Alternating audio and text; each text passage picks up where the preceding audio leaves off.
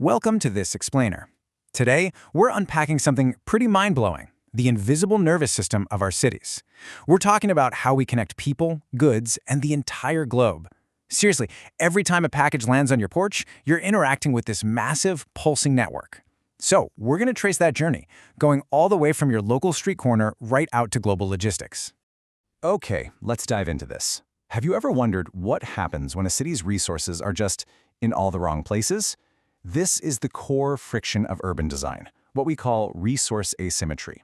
You see, raw materials, capital, people, and information are naturally and stubbornly unevenly distributed. And this fundamental geographical reality, well, it sets the stage for literally everything we're about to explore today. To fix that spatial imbalance, we have to physically bridge the gaps.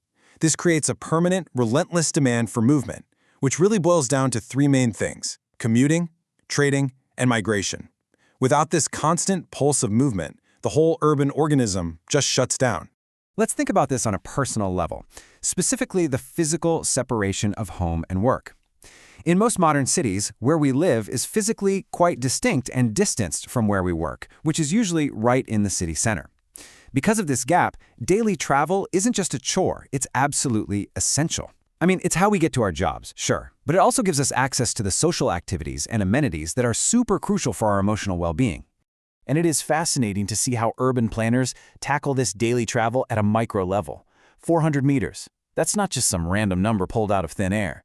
In places like Singapore, the Land Transport Authority, the LTA, heavily invests in expanding these networks of sheltered walkways specifically built within a 400-meter radius of MRT subway stations. This incredibly precise planning ensures commuters are seamlessly and comfortably connected to schools, healthcare facilities, and other critical public amenities. But wait, the planning gets even tighter, down to just a 200-meter radius. This specific measurement applies to the local light rail, or LRT stations, and bus interchanges. It really proves just how deeply planners think about your daily journey. They are carefully engineering the built environment to get you from your literal front door to the transport node with as little friction as humanly possible. All right, let's shift gears for a second from moving people to moving goods and services. A city's basic economic survival depends entirely on transport networks supplying our daily needs. To give you a stark example, during severe droughts in certain California cities, the transport system becomes a literal lifeline used to deliver water directly to households. Or, on a more everyday level, most cities globally rely on massive tank trucks navigating local roads just to deliver petroleum to petrol kiosks. Without those constant deliveries, the local economy just grinds to a total halt. So how do we adapt all this movement to vastly different terrains? We basically shift from unimodal trips, which is just using a single type of vehicle, to intermodal networks. This is where a single journey seamlessly stitches together two or more completely different modes of transport. So, the crucial point is, why complicate things with multiple modes in the first place? Well, it usually boils down to two stark realities. Either there's simply no direct link, like a massive cargo ship obviously can't sail right up to your neighborhood grocery store, or combining modes just drastically slashes your transit time. It's because each mode has its own distinct superpower, right?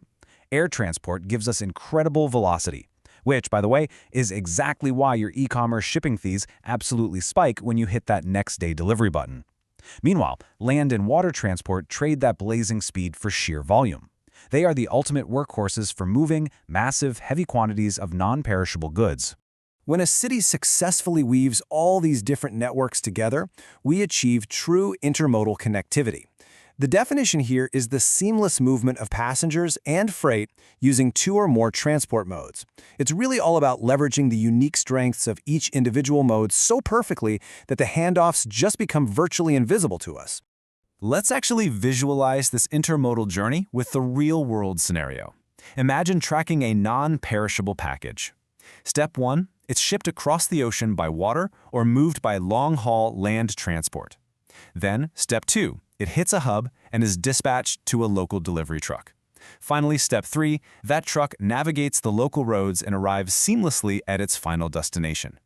The true sign of excellent intermodal connectivity here is that your package navigates all these crazy handoffs without ever getting lost at the interchange. Now, we have to recognize that this seamless transition definitely doesn't happen by accident. It requires an immense amount of careful planning and infrastructural foresight to ensure these vastly different transport modes can essentially speak the same language. Now, what's really interesting about this is what happens when we zoom out to the macro, global scale. Historically, we relied heavily on point-to-point networks, just direct, uninterrupted links from A to B. But as global demand completely exploded, that created this wildly chaotic, tangled web that was just way too inefficient to scale up. The elegant solution to all that chaos is the hub-and-spoke network. Instead of endless direct routes crisscrossing everywhere, every single location routes through a central intermediary hub. It's such a highly organized, brilliant structure that almost all modern global transportation services have enthusiastically adopted it. To truly cement the sheer scale of what a successful hub looks like, just consider this number: 1 million tons. Singapore's Changi Airport acts as a vital freight superhub in this global hub-and-spoke model. Thanks to its incredible intermodal connectivity and strategic planning, this single hub processes over 1 million tons of goods every single year, funneling them in and distributing them right back out across the globe. That's just massive. It's honestly almost hard to wrap your head around that kind of volume, isn't it? And it brings us to a really critical question. As global demand for movement inevitably continues to grow, how will the invisible transport networks of our future cities evolve next? We've seen how meticulously we plan a 400-meter sheltered walk, all the way up to engineering super hubs processing millions of tons of freight. The scale of this network is just awe-inspiring, and it's constantly adapting. I really hope this explainer has completely changed the way you look at your daily commute and the infrastructure humming all around you. Thanks for joining me today, and definitely keep questioning the world around you.